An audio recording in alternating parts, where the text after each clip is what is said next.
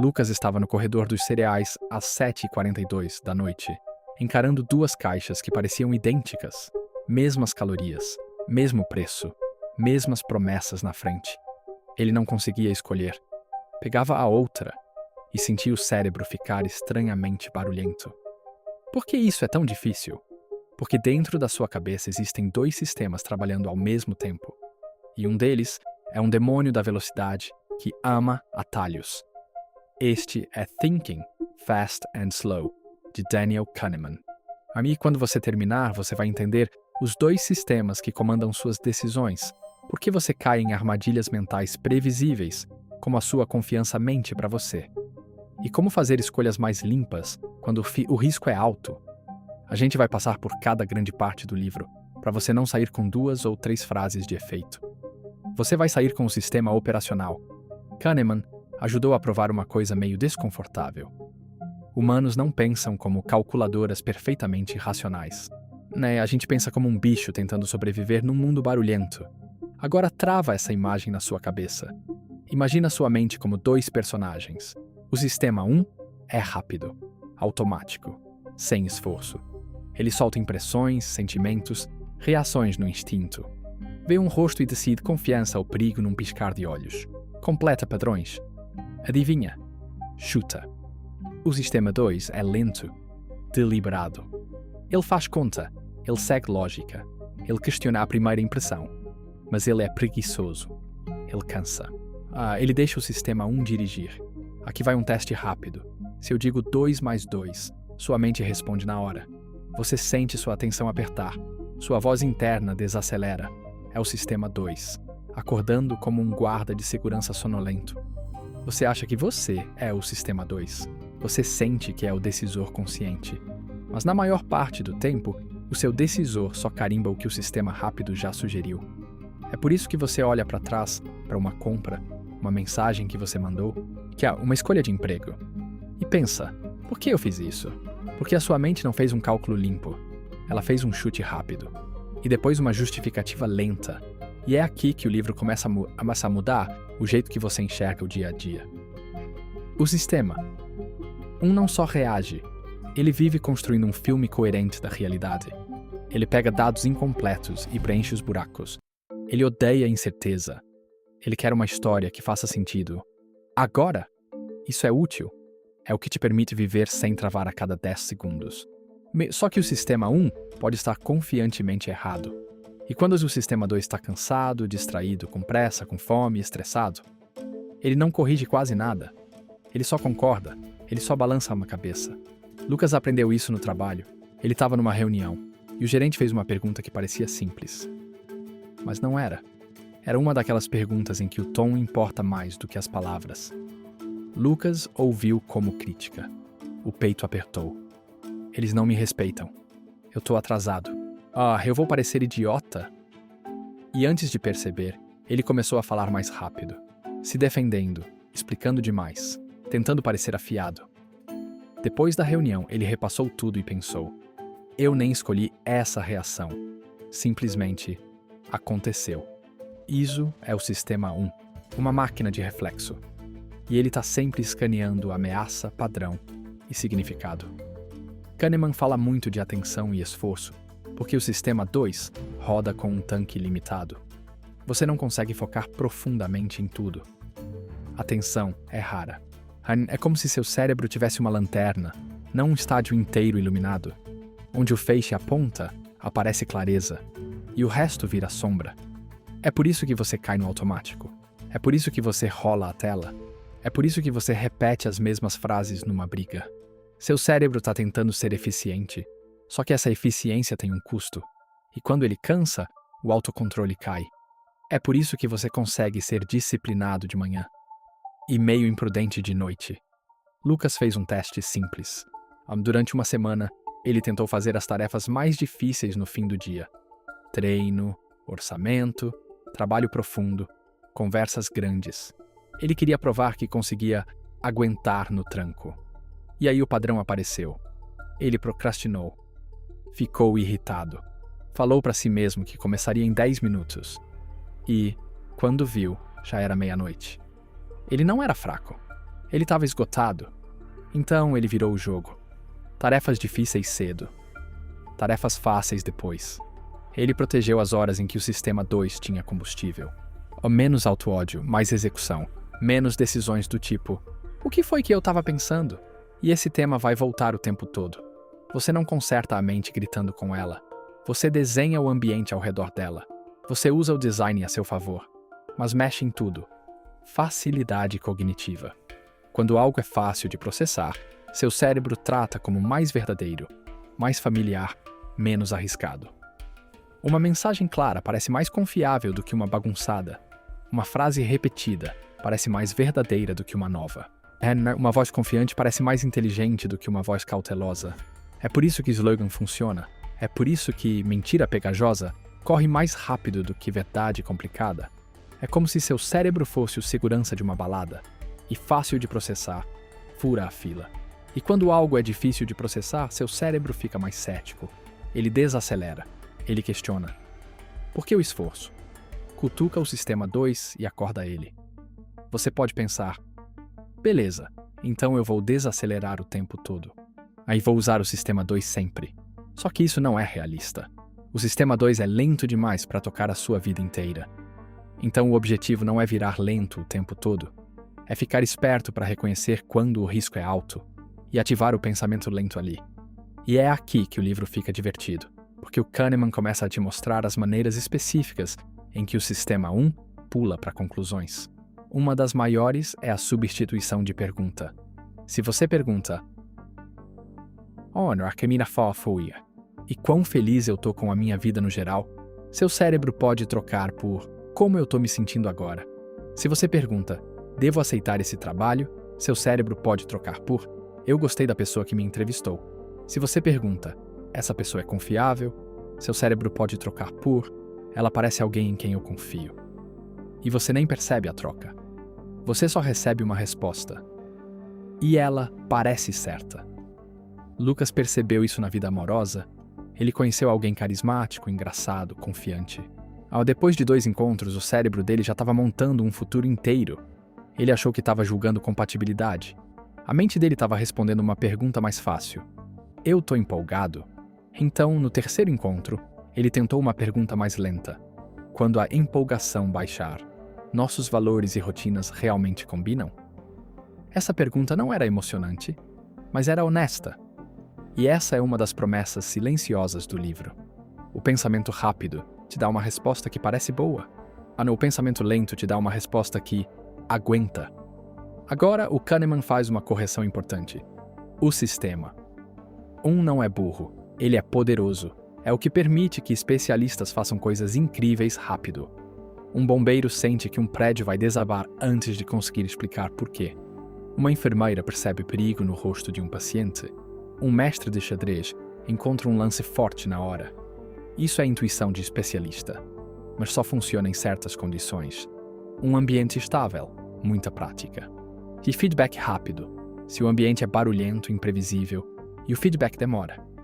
A intuição vira uma mentirosa com sorriso confiante. E isso importa porque tem gente que ama se chamar de especialista em áreas onde expertise é quase ilusão. Não porque as previsões são boas, mas porque eles parecem seguros. E aí a gente entra na fábrica de vieses. Kahneman explica que o sistema 1 usa atalhos, heurísticas. Não são erros aleatórios, são erros previsíveis. E quando você enxerga, você começa a ver em todo lugar, como ouvir um beat numa música que você não consegue desouvir. Primeiro, a lei dos pequenos números. As pessoas confiam demais em amostras pequenas. Se você joga uma moeda algumas vezes e dá uma sequência, sua mente quer ver um padrão. Se você faz um teste minúsculo e funciona, você já se convence. Mas amostras pequenas são barulhentas. Elas oscilam demais. É como julgar um filme inteiro por uma cena só. Lucas fazia isso com autoaperfeiçoamento. Ele testava uma rotina por 2 dias e declarava revolução. Aí a vida bagunçava tudo, desabava, e ele achava que tinha algo errado com ele. Então ele criou uma regra. Não julga um hábito antes de viver uma semana inteira de caos normal. Estresse do trabalho, sono ruim, dia cheio, humor aleatório. Isso impediu ele de desistir cedo demais.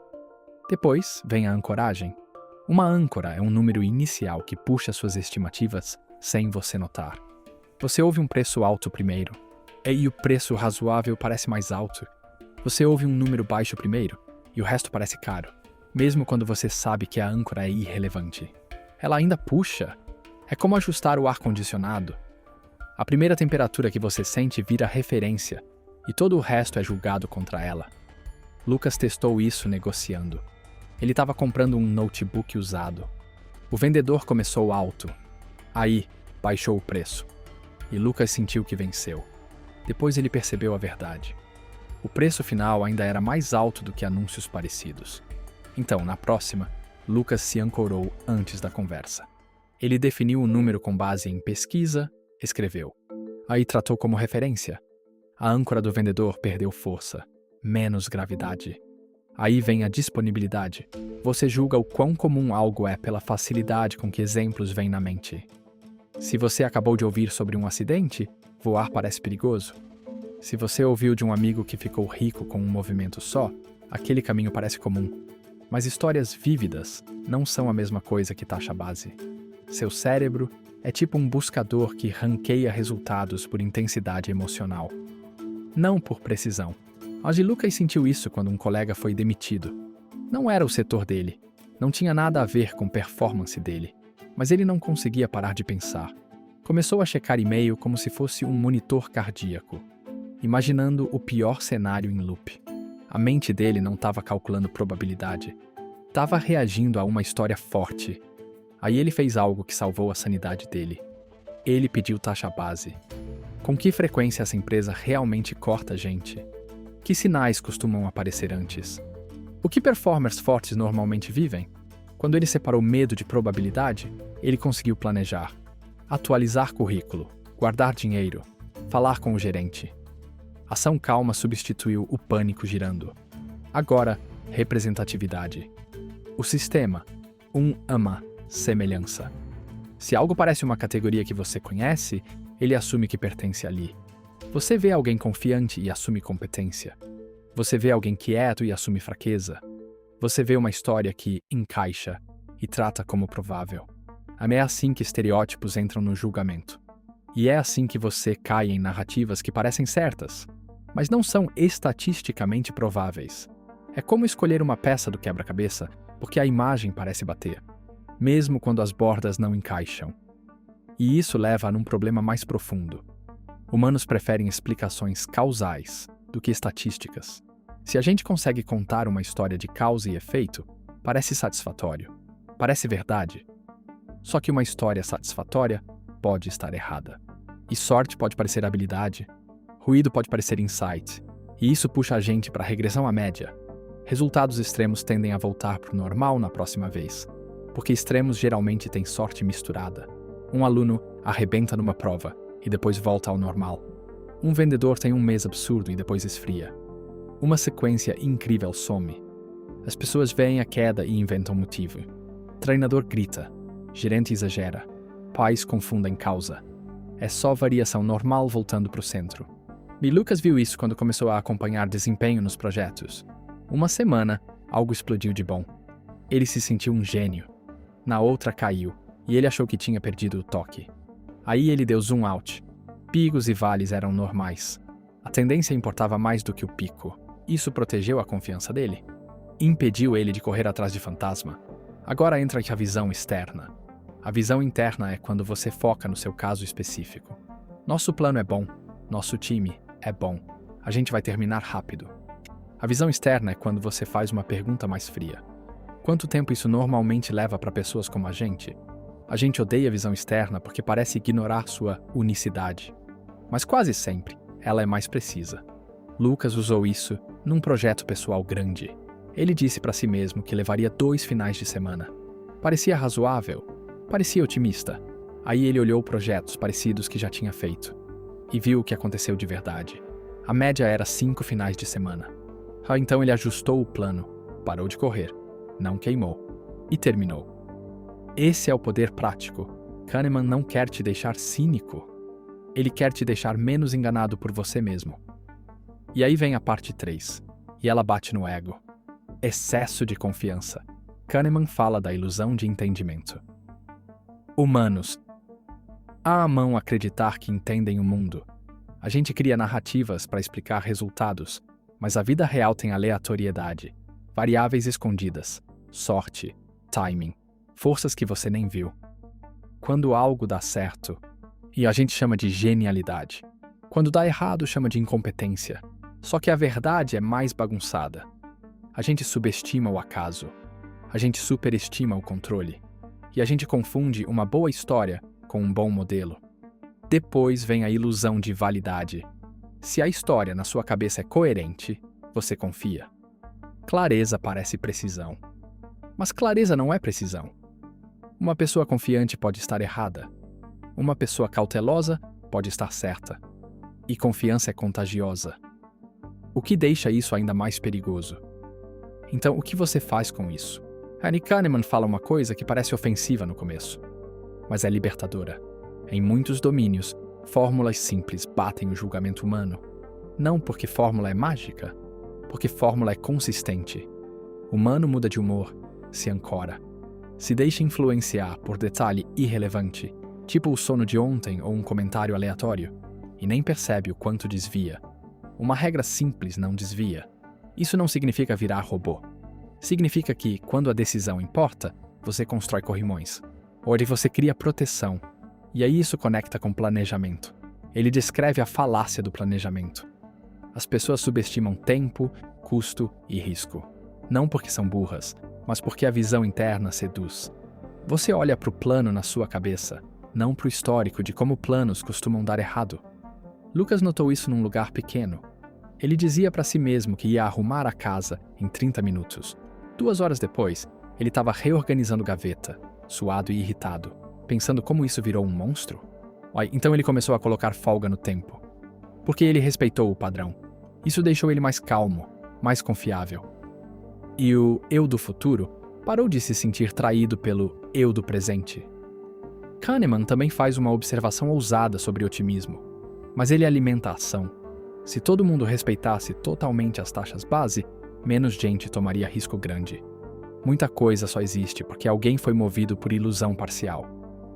O objetivo não é matar o otimismo, é equilibrar com realidade, para você não apostar sua vida numa história que só parece boa.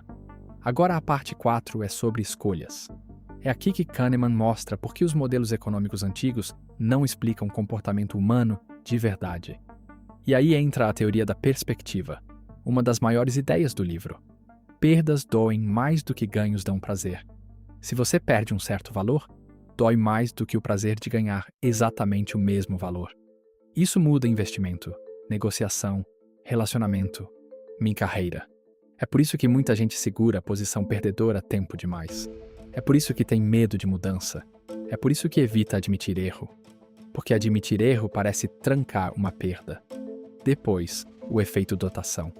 Quando você possui algo, você passa a valorizar mais. Antes era só uma caneca. Depois que é largar, parece perder um pedaço seu. É como se seu cérebro colocasse uma coroa em tudo que você tem e dissesse: isso é especial agora. Lucas viu isso de um jeito ridículo. Ele estava vendendo um sofá velho online. Colocou um preço alto porque na cabeça dele era um sofá bom. Ele lembrava noites de filme, visitas, conforto, a identidade daquele sofá. Os compradores não ligavam para os sentimentos dele. Eles viam um sofá usado. Quando ele baixou o preço, vendeu na hora, eu não estava precificando o sofá. Eu estava precificando o meu apego. A teoria da perspectiva também explica por que a pessoa pode ser, ao mesmo tempo, buscadora de risco e evitadora de risco, dependendo de como você enquadra. Às vezes a pessoa corre atrás de uma chance pequena de um ganho enorme. Às vezes ela paga caro para evitar uma chance pequena de uma perda enorme. O sistema 1 não lida com probabilidade de forma limpa. Ele lida com sentimentos sobre possibilidade. E o enquadramento controla muita coisa. Você apresenta os mesmos fatos de outro jeito. E as pessoas escolhem diferente, não porque são burras, mas porque o enquadramento muda o que parece ganho e o que parece perda. Então, se você quer proteger suas decisões, você precisa de algo que não seja intimidado pelo humor. É aí que entram políticas de risco. Uma política de risco é uma regra que você decide antes, para não negociar com você mesmo no momento. Porque o momento é onde o sistema 1 consegue intimidar o sistema 2. Lucas criou uma depois de um erro doloroso e sentiu a vergonha de ser enganado pelos próprios impulsos. Então, ele criou uma regra. Se ele quiser comprar algo caro, ele dorme antes de decidir, porque esperar dá tempo para o sistema 2 acordar. E funcionou. A vontade muitas vezes sumia, e quando não sumia, ele se sentia mais confiante de que era uma escolha real, não um reflexo de estresse. Agora a parte 5 é a virada silenciosa, que muda como você pensa sobre felicidade. 2 eus. Kahneman diz que você tem um eu que vive e um eu que lembra. O eu que vive é você no momento.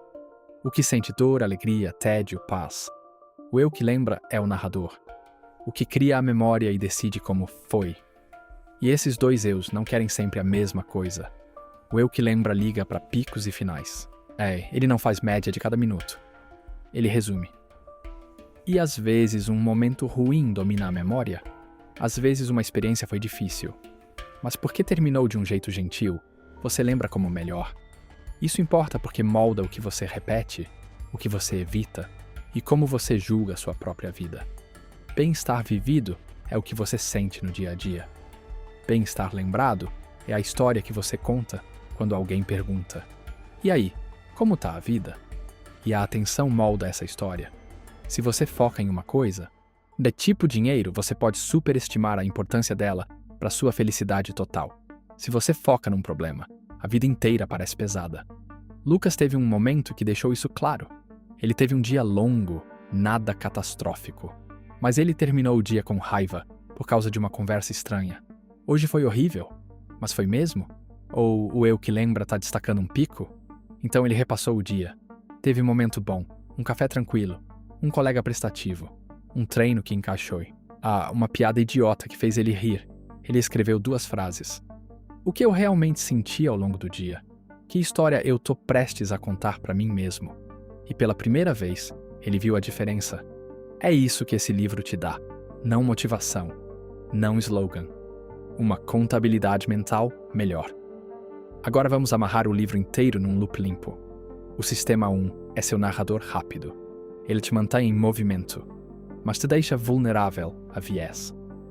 O sistema 2 é seu editor lento, mas é limitado e se esgota fácil.